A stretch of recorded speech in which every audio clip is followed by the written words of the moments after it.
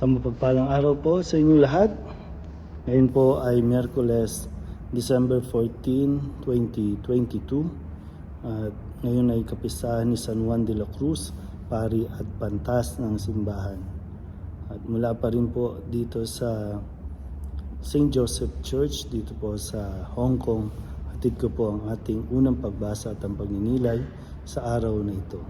Ito po ay hinango sa aklat ni Propeta Isaías, chapter 45, verses 6 to 8, and then verses 18, and then 21 to 25. Ako ang Panginoon, ako lamang ang Diyos, at wala nang iba.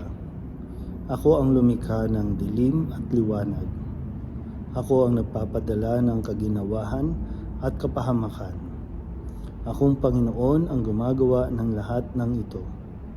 Padadalan kita ng sunod-sunod na tagumpay, parang masinsing patak ng ulan. Dahil dito, maghahari sa daigdig ang kalayaan at katarungan. Akong Panginoon ang magsasagawa nito. Ang Panginoon, ang Diyos, ang lumikha ng kalangitan. Siya rin ang lumikha ng daigdig. Ginawa niya itong matatag at ito'y mananatili. Ginawa niya itong isang mainam na tirahan. Siya ang may sabing, akong Panginoon lamang, ang Diyos at wala nang iba pa. Magsanggunian kayo. Sino ang makahuhula ng mga bagay na magaganap? Hindi ba akong Panginoon, ang Diyos na nagliligtas sa kanyang bayan? Walang ibang Diyos maliban sa akin. Lumapit kayo sa akin at kayo ay maliligtas, kayong mga tao sa buong daigdig. Walang ibang Diyos maliban sa akin. Ako ay tapat sa aking pangako at di magbabago. At tutuparin ko ang aking mga pangako.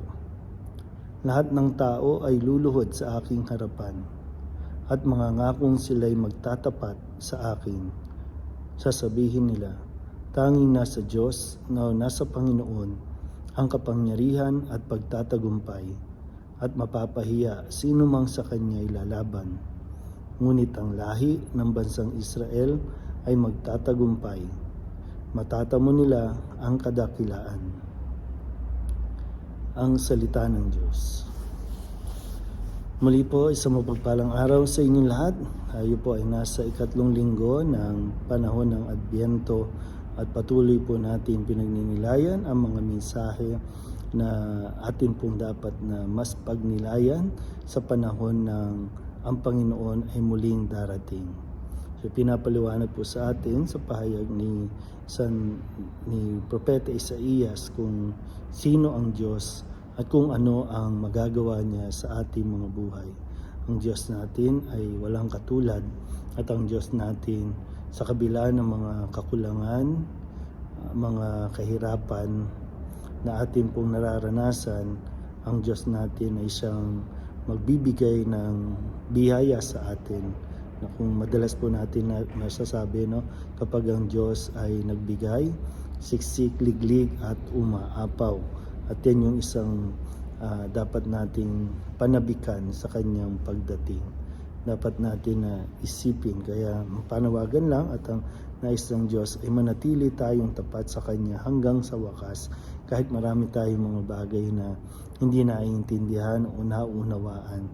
Pero ang Kanyang paalala sa tulong ni Propeta Isaías ay manatiling tapat sa Kanya. Ang Diyos natin ay isang Diyos ng papagpatawad. Ang Diyos natin ay isang Diyos na mapagmahal at lubhang matulungin o sabihin na natin hindi maramot sa kanyang pagbibigay ng biyaya. Wala tayong ibang Diyos na dapat na Diyosin o sambahin kundi tanging ang Panginoon lamang na nasa langit. Yun lang po ang atin. Kung saan ay siya ang ipinakilala ng Panginoong Jesus. Siyempre, bago pa man tuluyan na maging tao at tumating sa mundo natin, si Jesus, siya po ay kasama na natin at ang Diyos ay nagpakilala na sa atin. Pero dahil sa tulong ni Kristo, sa kanyang pagparito ay mas makikilala pa natin kung sino at kung anong Diyos meron tayo. Kaya muli po, mula pa rin po dito sa St. Joseph Church dito sa Hong Kong, isang mapagpalang araw po sa inyo.